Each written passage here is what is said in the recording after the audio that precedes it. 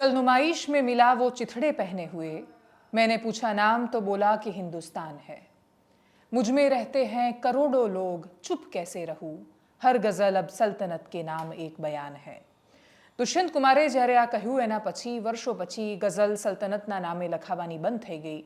કવિઓની કવિતામાં પ્રેમના રંગ વધારે આવ્યા, શૌર્યના, સંઘર્ષના, સવાલોના રંગ ઓછા થતા ગયા અને એટલા જ માટે વર્ષો પછી પણ જ્યારે તમારે સલ્તનતને સવાલ કરવો હોય, શાસનને કશું કહેવું હોય તો તમારી પાસે એ જૂની કવિતાઓનો જ આધાર રહે છે।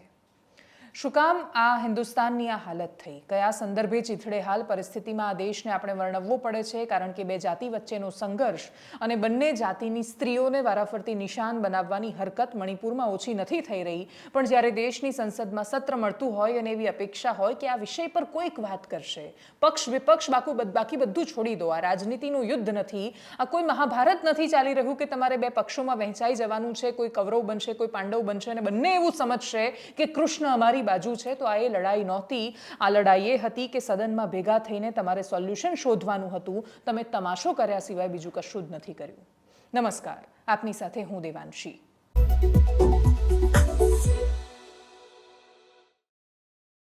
પ્રધાનમંત્રીનું ભાષણ 1 કલાક 52 મિનિટ સુધી મણિપુરના મ સુધી ન પહોંચ્યા પછી પ્રધાનમંત્રીનો કક્કો પૂરો થઈ ગયો। ભારત જોડો યાત્રા સિવાય બીજું કશું હતું નહીં। એમની પાસે પણ તથ્ય અને બાકીના બધા જ સવાલોનો અભાવ હતો જે વિપક્ષ તરીકે એમણે આંકડા સાથે પૂછવા જોઈતા હતા। અધીર રંજન ચૌધરીનું ભાષણ હોય કે વિપક્ષના બાકીના નેતાઓ દ્વારા કરાયેલી વાત, એ હવામાં માત્ર પોતાની રાજનીતિ ચમકાવવા માટે કરેલી વાતો હતી। સામે સત્તા પક્ષ તરફથી પણ કોઈ જેવી સોલિડ આર્ગ્યુમેન્ટ કેવી વાત નહોતી કે એ જવાબ આપે કે શું કામ મણિપુર પર આ બધું જ એમણે સતત સાંખી લીધું, સતત શું કામ સહન કરવામાં આવ્યું, શું કામ આ દેશની સંસદ સતત મૌન રહી જ્યારે મણિપુર આટલી ભયાનક પરિસ્થિતિમાં આવી ગયું। મણિપુર એક રાજ્ય છે, એ આ દેશનો હિસ્સો છે। ત્યાંની તમે 2 સીટ 1 સીટ આટલી વિધાનસભા જાતિ એની સાથે એને મૂલવી ન શકો। સંપ્રભુતા શબ્દનો મતલબ, સાર્વભૌમત્વ શબ્દનો મતલબ થાય છે કે આપણા માટે આ દેશનો એક એક હિસ્સો મહત્વનો છે। આ દેશમાં રાજ્યો વચ્ચેની સરહદ એ આપણે બાંધેલી સરહદો છે, બાકી આ દેશ એક છે અને દેશ એક છે આપણે ત્યારે કહી શકીએ જ્યારે દેશના પ્રત્યેક નાગરિક માટે આપણને સંવેદના હોય। પણ એ સંવેદનાઓ બાજુ પર રહી। મણિપુરમાંથી સતત આટલા સમય પછી બળાત્કારની, એના સિવાય સ્ત્રીઓની સાથે કરેલા અત્યાચારની, મંદિર ચર્ચ બધા પર થયેલા હુમલાની, લોકોના ઘર સળગાવી દીધા, કેટલાય હજારો માણસો શરણાર્થીઓની જેમ રહે છે પોતાના જ રાજ્યમાં, એમનું ઘર એમની આંખોની સામે સળગાવી દીધું છે। ત્યાં કોઈ મંત્રી બાકાત નથી રહ્યા, નેતા બાકાત નથી રહ્યા, એમના ઘરની એમની પણ એ જ પરિસ્થિતિ પેદા થઈ છે અને છતાં પણ દેશની સંસદમાં રાજનીતિ ચમકાવવા સિવાય બીજું કશું જ નથી થઈ રહ્યું। રાહુલ ગાંધીએ પ્રત્યાઘાત સ્વરૂપે પત્રકાર પરિષદ કરી, એમણે પૂરી સંવેદના સાથે જતાવવાની કોશિશ કરી કે કેવી રીતે પ્રધાનમંત્રી મોદી પોતાનું ભાષણ આપવામાં સંપૂર્ણ નિષ્ફળ રહ્યા, કેવી રીતે સરકારની પાસે કોઈ જવાબ નહોતો। રાહુલ ગાંધી જ્યારે આ વાત કરી રહ્યા હતા ત્યારે તમે સતત સવાલ કરો છો, વિપક્ષ તરીકે તમારી પાસે થોડા સોલ્યુશનની અપેક્ષા પણ આ દેશ રાખી શકે જ્યારે સત્તા એની પાસે ન આપતી હોય જવાબ। જ્યારે સત્તાની પાસે જવાબ ન હોય કે તમે કેવી રીતે સોલ્યુશન આપશો, ત્યારે શું વિપક્ષ સુઝાવના સ્વરૂપમાં એને નહોતા આપી શકતા? કદાચ સોલ્યુશનમાં કોઈને રસ જ નથી, આગ લાગેલી હોય તો જ રાજનીતિના રોટલા શેકાતા હોય છે। જો લાગેલી આગ ઓલવાઈ જશે તો પછી રાજનીતિના રોટલા એકદમ ક્રંચી કેવી રીતે બનશે? એના માટે તો એને વારાફરતી શેકવા પડશે અને પક્ષ વિપક્ષ બંને એ કરી રહ્યા છે। રાજ્યો સળગતા રહે છે, દેશની સંસદ તમાશબીન રહે છે। રાહુલ ગાંધીની વાત સાંભળીએ। कल प्रधानमंत्री जी ने पार्लियामेंट में 2 घंटे 13 मिनट भाषण किया। उसमें अंत में 2 मिनट उन्होंने मणिपुर की बात की।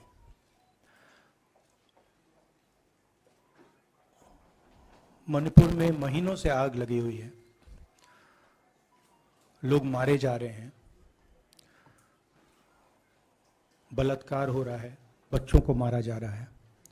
और अगर आपने देखा होगा कल तो प्रधानमंत्री हंस हंस के बोल रहे थे, मुस्कुरा रहे थे, जोक्स क्रैक कर रहे थे, हंस रहे थे। ये उनको शोभा नहीं देता है। हिंदुस्तान का प्रधानमंत्री अगर इस देश में हिंसा हो रही है, दर्द हो रहा है, हिंदुस्तान के प्रधानमंत्री को 2 घंटे मजाक नहीं उड़ाना चाहिए। विषय कांग्रेस नहीं था, विषय मैं नहीं था, विषय मणिपुर है। मणिपुर में क्या हो रहा है और उसको एकदम क्यों नहीं रोका जा रहा है, ये विषय है। આ સત્રમાં જેમ એક વખતનું એ સત્ર કે જ્યારે રાહુલ ગાંધીએ પ્રધાનમંત્રી મોદીને હક કર્યું અને એના પછી આખી ચર્ચાનો વિષય રાહુલ ગાંધી ભેટ્યા એ જ થયું, એના પછી પ્રધાનમંત્રી મોદીએ જવાબ આપ્યો, મૂળ વાત ભૂલાઈ, એમ આ વખતના સત્રમાં રાહુલ ગાંધીએ જ્યારે એવું કથિત એમના પર આરોપ લાગ્યા કે જે વાત છેક સુધી ભારતીય જનતા પાર્ટી કોઈ પણ રીતે દરેક વાતના વિડીયો પ્રસ્તુત કરતી પાર્ટી એ ન સાબિત કરી શકી કે રાહુલ ગાંધીએ ફ્લાઇંગ કિસ આપી હતી। એટલા માટે કેમ કે દેશની સંસદમાંથી તમે વિડીયો એમનો ક્લોઝ શોટ બતાવીને બતાવી શકતા હતા, કેમેરા તમે બતાવતા નથી, બાકી કેમેરા લાગેલા ચારેય બાજુ હોય છે। વિપક્ષના નેતાઓ બોલતા હોય ત્યારે કેમેરા મોટાભાગે લોકસભા અધ્યક્ષના મોઢા પર સ્થિર કરવામાં આવે છે। દેશના લોકો મોટાભાગે ઓમ બિરલા અને જગદીપ ધનગડને જ જુએ છે સતત, એટલા માટે કેમ કે દેશના પાર્લામેન્ટમાં કેમેરા હોવા છતાં પણ વિપક્ષના નેતાઓ બાજુએ કેમેરા જતા નથી, ક્યાંક એમને વધારે વેલ્યુ અપાઈ જાય તો આ ડર સત્તાના મનમાં હંમેશા હોય છે। પણ એનો મતલબ એ નથી કે એમની પાસે વિડીયો ન હોય, અને એટલા જ માટે જો રાહુલ ગાંધીએ ફ્લાઇંગ કિસ આપી હોત તો કદાચ એ વિષય સૌથી વધારે મહત્વનો મુદ્દો બન્યો હોત, પરંતુ એ માત્ર મુદ્દો ભટકાવવા સિવાય કશી જ વાત નહોતી। પણ એનાથી એ ખરાબ દેશની સંસદની બહાર થયું। બિહારમાં નવાદા જિલ્લો આવેલો છે, ત્યાંની હિસુઆ સીટ છે, ત્યાંના ધારાસભ્ય કોંગ્રેસના નીતુ સિંહ એમનું નામ છે, એ પોતે સ્ત્રી છે, પોતે મહિલા છે। એમને જ્યારે આ વિષય પર એક ન્યૂઝ ચેનલે સવાલ કર્યો ત્યારે એમણે જવાબ આપ્યો કે 50 વર્ષની એ બુઢ્ઢીને રાહુલ ગાંધી શું કામ ફ્લાઇંગ કિસ આપશે? એ તો કેટલીય છોકરીઓને આપી શકે છે, એમની પાછળ તો કેટલીય છોકરીઓની કતાર છે। સૌથી પહેલો સવાલ, શું નીતુ સિંહને રાહુલ ગાંધીની ઉંમર ખબર છે? અને બીજું કે કોઈ એક મહિલા સાંસદ અને એ જ્યારે આવો આરોપ લગાવે છે કે એમની સાથે અશોભનીય વર્તન થયું, એ થયું કે નહીં અલગ સવાલ છે, તમે એનો જવાબ આ રીતે આપશો? અને એટલા જ માટે આનાથી વધારે નિમ્નતાની બીજી કોઈ પરાકાષ્ઠા હોઈ ન શકે જો બીજું કશું આનાથી પણ ખરાબ ન આવે તો। રાહુલ ગાંધીને ભલે વારંવાર યુવાન તરીકે પ્રસ્થાપિત કરવામાં આવતા હોય, અને માની લઈએ કે યુવાની અને મગજ સાથે સંબંધ છે એવું માની લઈએ તો રાહુલ ગાંધીને યુવાન કહીશું, કેમ કે ભારત જોડો યાત્રામાં ખાસું ચાલ્યા છે, શારીરિક અને માનસિક રીતે યુવાન છે, એમણે લગ્ન નથી કર્યા એટલે યુવાન છે, ગમે તે ક્રાઇટેરિયા હોય, પણ ઉંમર પ્રમાણે 53 વર્ષના છે અને માત્ર 7 વર્ષમાં એ સિનિયર સિટીઝનને વટાવી જવાના છે। અને એટલા જ માટે જો સ્મૃતિ ઈરાની બુઢ્ઢી છે તો રાહુલ ગાંધીને શું કહીશું? અને એટલે જ તમારા પોતાના નેતા માટે તમને ગમે તેટલો અહોભાવ કે પ્રેમ હોઈ શકે, પણ તમે જ્યારે કોઈ સાંસદ વિશે વાત કરી રહ્યા છો, મંત્રી વિશે વાત કરી રહ્યા છો, ત્યારે ભાષાની આમન્યાની અપેક્ષા હોવી જોઈતી હતી, પરંતુ કમનસીબે આ દેશમાં સ્ત્રી જ સ્ત્રીની ઇજ્જત નથી કરતી। સ્ત્રીને જ કોઈ ફરક નથી પડતો, રુચિ અરુચિ કોઈ વિષયનો, અમારી બાજુ હોય તો બધા જ સાચા અને સામેની બાજુ હોય તો બધા જ ખોટા। અને એટલા જ માટે કદાચ વર્ષોથી, સદીઓથી, યુગોથી આ દેશમાં સ્ત્રી આ પરિસ્થિતિમાં છે। સૌથી વધારે જોક્સ એના પર બને છે, સૌથી વધારે મજાક એના વિષય પર થાય છે, અને હજુ માંડ થોડી સ્વતંત્રતા મળ્યાનો અહેસાસ થયો હોવા છતાં સૌથી વધારે સ્ત્રીઓની સામે આવીને ઊભી થઈ જાય છે કે મહિલાઓ તો આવી જ હોય છે। અને એટલા જ માટે આ ચર્ચાનો અંત નીતુ સિંહે આ રીતે લાવી દીધો છે। આગળ વાત હવે ગુજરાતની કરીએ, ગુજરાતના છોટાઉદેપુર જિલ્લાની કરીએ। એ જિલ્લો કે જેના વિશે વાત કરવી મોટાભાગે એટલો વધારે ચર્ચાનો વિષય નથી બનતી। એવો જિલ્લો કે જ્યાં વિકાસની વ્યાખ્યા શું છે કોઈને સમજાતું નથી। એવો જિલ્લો કે જ્યાં અમદાવાદના વિકાસની તુલનાએ જ્યારે તમે સાપેક્ષમાં ચર્ચા કરશો તો તમને વિચાર આવશે કે આ જિલ્લો શું હજુ પણ 1947માં નથી જીવતો, જ્યારે દેશ આઝાદ થયો હતો અને દેશ વિકાસ માટે ઝંખતો હતો? આ જિલ્લો એ જ પરિસ્થિતિમાં છે। છોટાઉદેપુરનો પાવીજેતપુર તાલુકો, ત્યાંનું આમોદરા ગામ, ત્યાં ગામમાં જવાનો રસ્તો જ નથી, 2 કિલોમીટર ઉપરાંત રસ્તો નથી, માત્ર નાની પગદંડી છે। રસ્તો ન હોવો એ છોટાઉદેપુરમાં કોઈ સમસ્યા જ નથી, કેમ કે ત્યાં બાળકો ચોમાસું હોય તો વરસાદ પડે તો એ સ્કૂલે ન જઈ શકે। શું કામ? કેમ કે રસ્તો નથી। લોકોને સ્મશાન જવું હોય તો પાણીમાં આટલામાં જ જવું પડે। શું કામ? કેમ કે રસ્તો નથી, ગામ એમનું તળાવ બની જાય છે। આવું અનેક જગ્યાએ થાય છે। પણ એ જગ્યાનું શું કરીશું કે જ્યારે આ પરિસ્થિતિની વચ્ચે કોઈ અચાનક બીમાર પડે છે અને એને હોસ્પિટલ લઈ જવાનો વારો આવે છે તો? એ સગર્ભાનું શું કરીશું કે જે ઘરે ડિલિવરી નથી થઈ શકતી તો એને હોસ્પિટલ લઈ જવું પડે છે તો? આપણી પાસે 108ની સુવિધા છે, ફોન કરીએ તો 108 આવી જાય છે, પણ એ ક્યાંથી આવે? રસ્તો તો જોઈએ। કયા રસ્તા પરથી જઈને 108 જશે? આપણે વિકાસના નામે એટલી સરસ યોજનાઓ બહાર પાડી છે કે જે અદ્ભુત છે। કેવું સરસ લાગે કે આપણે ફોન કરીએ 108 અને એમ્બ્યુલન્સ હાજર થઈ જાય આપણી પાસે, પણ એ આવશે ક્યાંથી? વિકાસને પહોંચવા માટે રસ્તો બનાવવાનું સરકાર ભૂલી જાય છે। મોટા આમોદરામાંથી એ કરુણ દ્રશ્યો સામે આવ્યા। જોડીની જગ્યાએ આ વખતે ખાટલો હતો, ખાટલા પર એ મહિલા સૂતી હતી। 4 માણસો જે રીતે સ્મશાનમાં કોઈ શૈયાને લઈને જતા હોય, એવી રીતે મૃતકને લઈને જતા હોય, એ રીતે એક જીવતી સ્ત્રીને જોડીની જગ્યાએ ખાટલા પર અને લઈ ગયા. એ લઈ ગયા અને પછી છેક એમ્બ્યુલન્સ જ્યાં સુધી આવી શકે છે એ રસ્તા પર એમ્બ્યુલન્સ પ્રતીક્ષામાં ઊભી હતી ત્યાં એમને શિફ્ટ કર્યા.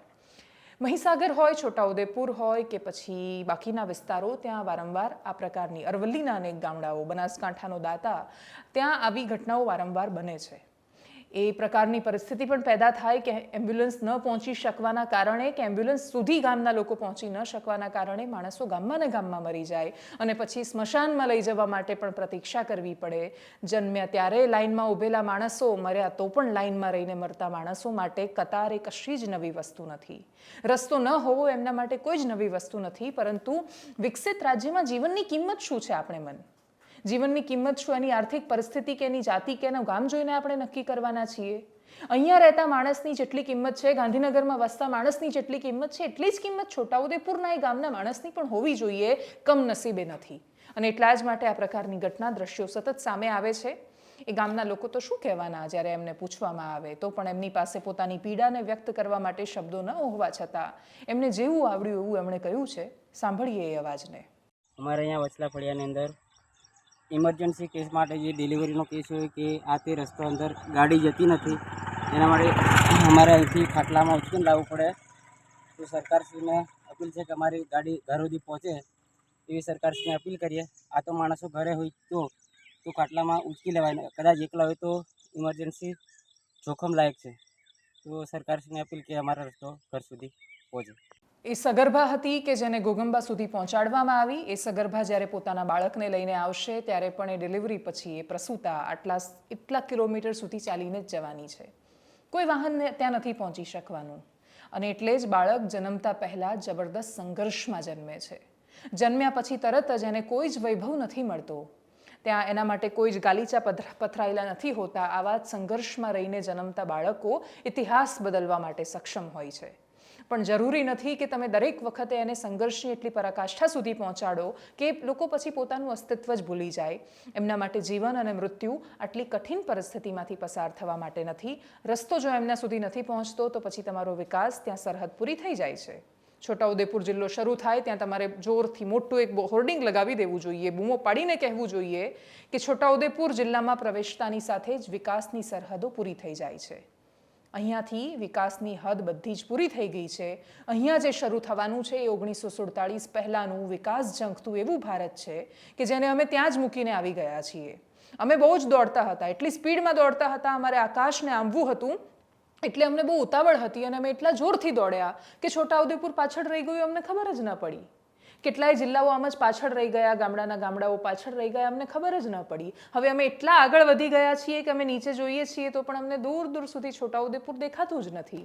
બાકીના જિલ્લાઓ નથી દેખાતા અને જ્યાં સુધી એ વિસ્તારો નહીં દેખાય, જ્યાં સુધી એ વિસ્તારોની પીડા નહીં દેખાય, ત્યાં સુધી તમે ગમે તેટલા ઉપર જશો, શું કરશો એ વિસ્તારોનું કે જે નીચેને નીચે રહીને પ્રતીક્ષા કરે છે કે કોઈ ખસે જે ઉપરથી હાથ લંબાવીને અમને પણ જોડે લઈ જશે. કદાચ એ પ્રતીક્ષા એમના નસીબમાં ખૂબ લાંબી લખાઈ છે. આગળ વાત ખેડૂતની કરીએ. બનાસકાંઠામાં શરૂ થયેલો ખેડૂતોનો સંગ્રામ ગાંધીનગર સુધી, ગાંધીનગર ભણી આવવા માટે કૂચ કરી રહ્યો છે. દિયોદર સ્થળ હતું, કેશાજી ચૌહાણની સભા હતી અને સભામાં કેશાજી ચૌહાણના સમર્થકોએ ખેડૂત આગેવાનને લાફો મારી દીધો. લાફો માર્યો તો ખરો, પણ એના પછી એ વિવાદ એટલો લાંબો ચાલ્યો કે પછી કિસાન કોંગ્રેસના નેતા પાલભાઈ અંબાલિયા પણ એમાં આવ્યા. અમરાભાઈ ચૌધરીને મારવામાં આવેલા લાફાની ગુંજ હવે ગાંધીનગર સુધી સંભળાવવા માંગે છે અને એટલા જ માટે લાફાવાળી જે શરૂ કરી હતી એમાં ગઈકાલે જ્યારે રેલી નીકળી ત્યારે મહિલાઓ એવું કહેતી પણ સંભળાઈ કે અમે દાતરડાથી એનો જવાબ આપીશું. લાફાનો જવાબ દાતરડાથી ન હોય, કદાચ એમની વ્યક્ત કરવાની શૈલી એ રીતે હોઈ શકે, પણ એ લોકો નીકળ્યા તો છે. એમની અપેક્ષા એ છે કે અમારી સમસ્યાઓની અમે જ્યારે રજૂઆત કરીએ છીએ ત્યારે નેતાઓની આજુબાજુ જી હજુરી કરીને ફરતા જે સામાન્ય માણસો અથવા એમના સમર્થકો કે એમના કાર્યકર્તાઓ, કોઈને અધિકાર નથી કે તમે એ નેતાને લાફો મારી દો કેમ કે એમણે ગામમાં આવીને સવાલ કેમ કર્યો. જો કિસાન કોંગ્રેસના નેતા સત્તા પક્ષના ધારાસભ્યને સવાલ નહીં કરે તો કોણ કરશે? ખેડૂતો જાતે પોતાનો અવાજ નથી બની શકતા ત્યારે આ પ્રકારના નેતાઓ અને આગેવાનો જન્મ લેતા હોય છે. અમરાભાઈ ચૌધરીની સાથે જે થયું એના પડઘા તો બહુ સ્વાભાવિક રીતે પડવાના હતા. અંબાજીથી આખી કૂચ શરૂ થઈ છે. ગાંધીનગર સુધી આવવાનો એમનો અંદાજ છે. 18 તારીખની આજુબાજુ ગાંધીનગર પહોંચશે એવી અપેક્ષા છે. 25 કિલોમીટરની સ્પીડ પર દિવસના એ લોકો ચાલી રહ્યા છે. એક યાત્રા એમણે કાઢી છે. પાટણ સુધી ઓલમોસ્ટ એમની યાત્રા પહોંચી છે. એના પછી એ યાત્રા ગાંધીનગર આવે એની પહેલાં કોઈ પગલાં લેવાય એવી અપેક્ષા છે. અમરાભાઈ ચૌધરીની સાથે શું થયું હતું, એના પછી ત્યાં યાત્રામાંથી કેવા પ્રકારના દ્રશ્યો સામે આવ્યા છે, કરીએ એના પર નજર.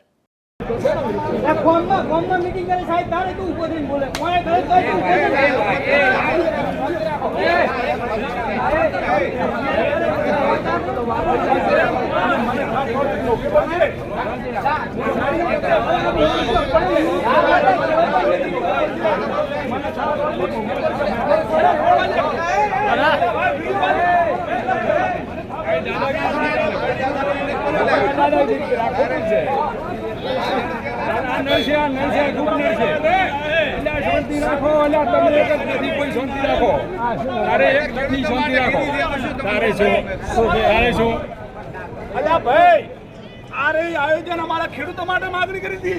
આજના બેઠેલા નેતાઓના ચમચાઓ અમને હેરાન કરે છે. અત્યારે અમને થાપ છોડેલી છે. અમે ભવિષ્યમાં નહીં છોડવાના. કોઈના બાપની તાકાત નથી કે અમને રોકી શકે. અમારા વિસ્તારની અંદર 8 ગામ માટે આયોજન કરેલું છે. અમે ફક્ત માગણી કરેલી છે. આજના બેઠેલા નેતાઓના ચમચા અમને થાપ છોડીને મુસાન કરવાના નથી. અને છેલ્લે વાત મહેસાણામાં કિરીટ પટેલની આત્મહત્યાના કેસની કરીએ કે જેમાં એવો આરોપ લાગ્યો કે ભારતીય જનતા પાર્ટીમાં ટિકિટ અપાવીશું એવું કહીને એટલા મોટા સહકારી આગેવાન, જેમના પિતા એક સમય ધારાસભ્ય પણ રહ્યા હતા, એ વ્યક્તિ આટલી સંપત્તિ હોવા છતાં કંટાળીને જ્યારે મરવાનું પસંદ કરે તો એની સાથે એવું શું થયું હશે. મહેસાણાના એસપીનું નામ પણ આવ્યું, જેની અંદર એમણે મહેસાણાના એસપી પર ખૂબ ગંભીર આરોપ લગાવતા કહ્યું કે પોલીસ પણ એ લોકોની જ મદદ કરી રહી છે જે લોકો આરોપી છે. મારા પૈસા તો ગયા, ઉપરથી મને સતત હેરાન પરેશાન કરવામાં આવી રહ્યું છે. ભારતીય જનતા પાર્ટીમાં પૈસા લઈને ટિકિટ અપાવી દઈશું આવું કહેવાની હિંમત ચાલે છે, એનો મતલબ કે સંગઠનમાં કશુંક તો છે. જે પ્રકરણો સામે આવી રહ્યા છે 2022ની ચૂંટણી પછી એ બધા જ પૈસાને લગતા છે. કોઈક જિનેન્દ્ર શાહ નામનો વ્યક્તિ એવો આરોપ લગાવે છે કે CR પાટીલે રૂપિયા લઈ લીધા, કોઈક કહે છે કે પ્રદીપસિંહ વાઘેલાએ જમીનોમાં ગોઠવણ કરી નાખી, કોઈક કહી રહ્યું છે કે નેતાઓને બદનામ કરવામાં આવી રહ્યા છે, કોઈક ત્રીજા નેતાનું જ સામે આવીને કહે છે કે જમીનો બધી બારોબાર સગે વગે કરી નાખી છે, મૂળ વાત રૂપિયાની છે.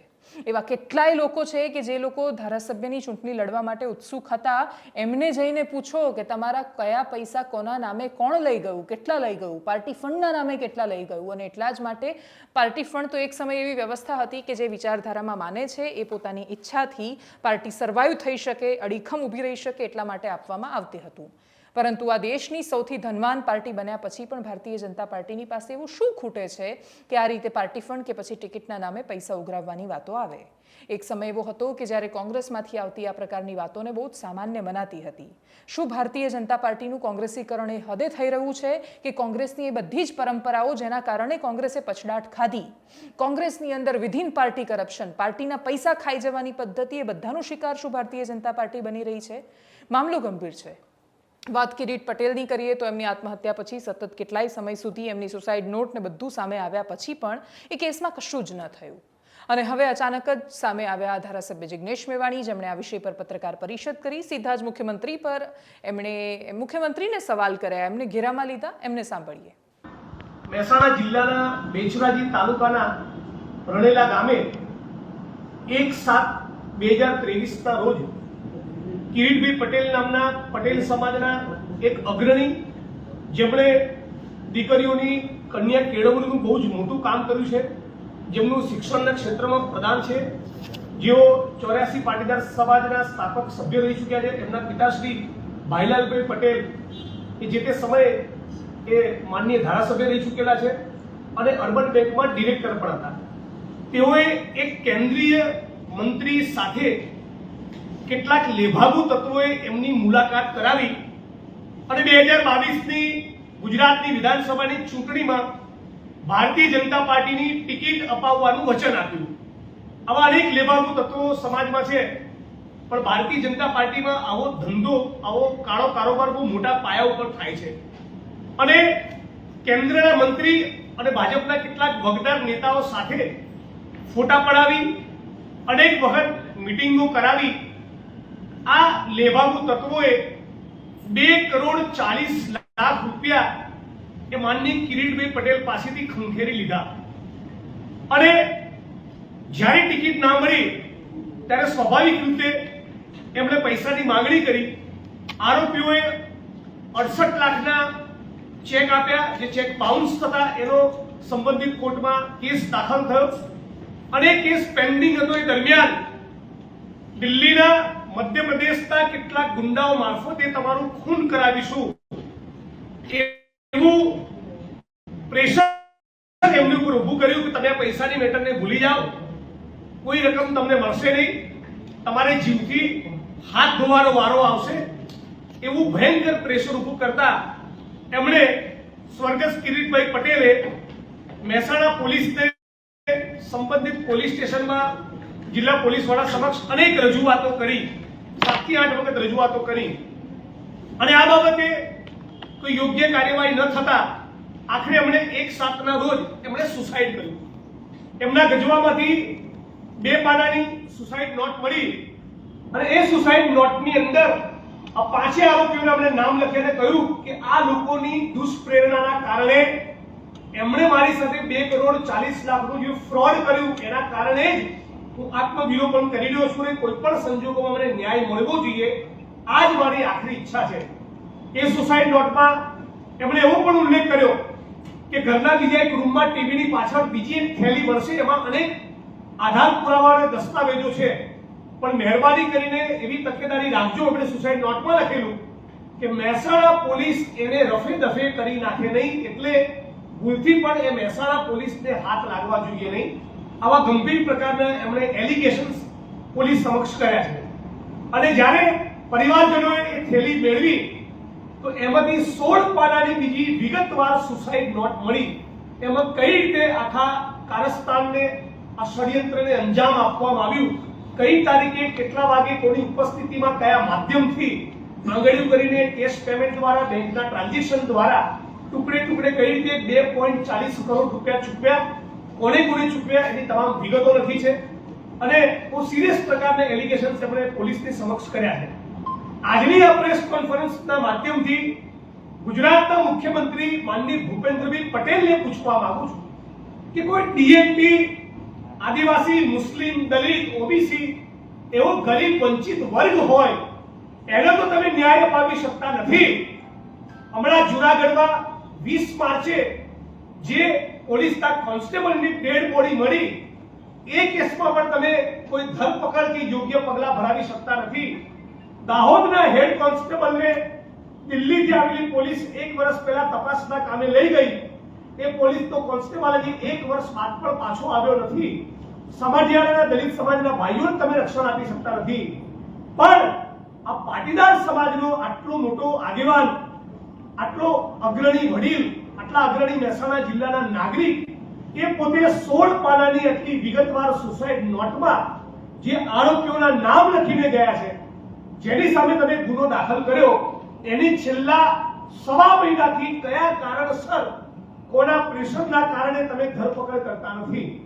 અહીંયા ગુજરાતની લીડરશિપમાંથી તમને કોઈએ ના પાડી છે ધરપકડ નહીં કરવાની, કે દિલ્હીમાંથી કેન્દ્રીય મંત્રી જેની સાથે મુલાકાતો થઈ અને જે ટિકિટ અપાવવાની બાહેધરી આપતા તેની જે વાત બહાર આવી છે, એમનું પ્રેશર છે કે કયું ગણિત કામ કરી રહ્યું છે જેના કારણે આટલા સંગીન મામલામાં જે મારા 16 પાનાની સુસાઇડ નોટ લખીને આપણી વચ્ચેથી આત્મવિલોપન કરીને જતો રહ્યો, એના એક પણ આરોપીની ધરપકડ શા માટે કરવામાં આવતી નથી.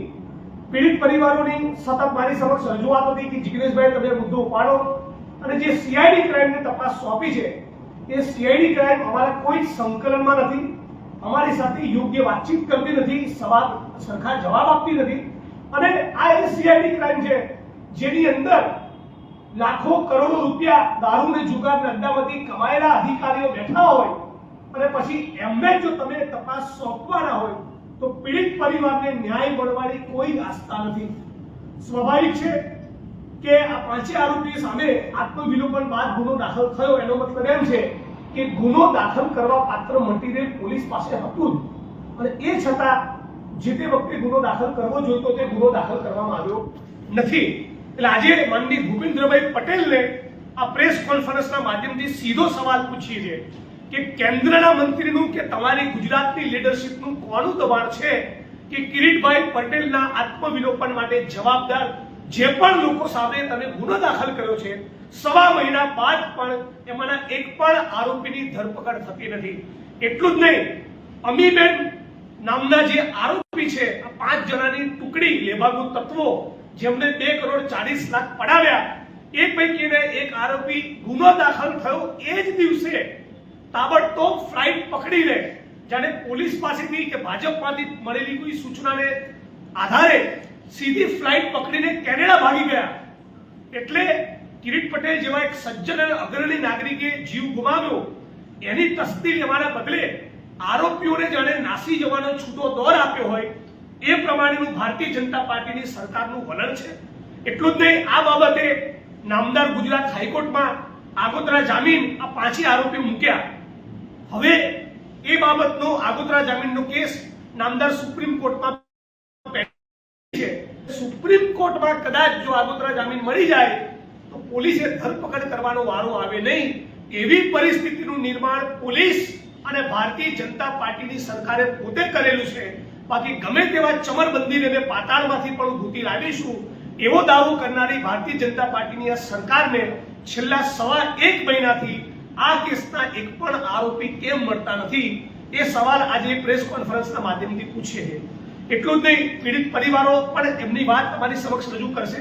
પણ અમારી બધાની, હું પોતે મારા વતનનો તાલુકો અને જિલ્લો પણ મહેસાણા છે, મહેસાણાના નાગરિક હોવાના નાતે પણ હું માગણી કરી રહ્યો છું કે આવી સીઆઈડી ક્રાઇમની તપાસનો અમને કોઈ ભરોસો નથી. પીડિત પરિવાર, પટેલ સમાજના અગ્રણીઓની ટૂંક સમયમાં એક બહુ મોટી મીટિંગ થવાની છે અને એમની ઉપસ્થિતિમાં જે 3-4 અધિકારીઓના નામ આપે એ અધિકારીઓની બનેલી એસઆઈટી દ્વારા જ તપાસ થવી જોઈએ. બાકી હવે આ રાજ્યની સીઆઈડી ક્રાઇમના ડુબિયસ અધિકારીઓ પાસે અમને તપાસ કરાવીને કેસમાં ન્યાય મળે એવી કોઈ જ અપેક્ષા નથી. અને જો આ બાબતમાં પીડિત પરિવારની માંગણી મુજબ અપેક્ષાના અધિકારીઓને એસઆઈટીમાં મૂકીને જો તપાસ કરવામાં આવતી નથી તો મારા સહિત બધા જ અમે મહેસાણાની સડકો પર ઉતરીશું અને મહેસાણા બંધનું કોલ આપવાનું અને પ્રચંડ જનતાકાત દેખાય એવી રેલીનું પણ અમે આયોજન વિચારી રહ્યા છીએ. પણ માનનીય મુખ્યમંત્રી ભૂપેન્દ્રભાઈ પટેલને આપ સૌ મીડિયાના મિત્રોના માધ્યમથી અપીલ કરું છું કે તમે ગરીબો વંચિતોના દાદા તો નથી બની શકતા, કમસે કમ તમે પટેલ સમાજના દાદા સાચા અર્થમાં બનો એવી માંગણી આ પ્રેસ કોન્ફરન્સના માધ્યમથી તમારી સમક્ષ કરીએ છીએ. જિગ્નેશ મેવાણી આ કેસમાં કેવી રીતે એન્ટર થયા છે બહુ જ મોટો સવાલ છે. એની આગળ પાછળનું શું ગણિત અને રાજનીતિ છે એ પણ સમય બતાવશે, પરંતુ આ વિષય ગંભીર છે. અને એ પણ જ્યારે સત્તાધીશ પાર્ટી કે જે વર્ષોથી ગુજરાતમાં સત્તામાં છે, જેમની 156 બેઠકો છે, એમના નામ પર જ્યારે કોઈ રૂપિયા લઈ જાય છે તો એનો મતલબ કે કશુંક તો છે, કોઈક તો છે જેણે પૈસા લીધા છે અને એ કોઈક છે એના પર બહુ જ મોટા કોઈકના આશીર્વાદ છે. હવે એ કોના આશીર્વાદના પ્રતાપે આ બધું ચાલી રહ્યું છે એ પોલીસ જો શોધી શકે તો એમના પર છે, અને પોલીસ શોધે તો પણ મીડિયાને આપશે એ જાણકારી, એ વાતમાં કોઈ દમ નથી. એનાલિસિસમાં અત્યારે બસ આટલું. જો આપ અમને યુટ્યુબ પર જોઈ રહ્યા છો તો સબસ્ક્રાઇબ કરો, ફેસબુક પર જોઈ રહ્યા છો તો ફોલો કરો, અમારા વિડીયોને શેર કરો. નમસ્કાર.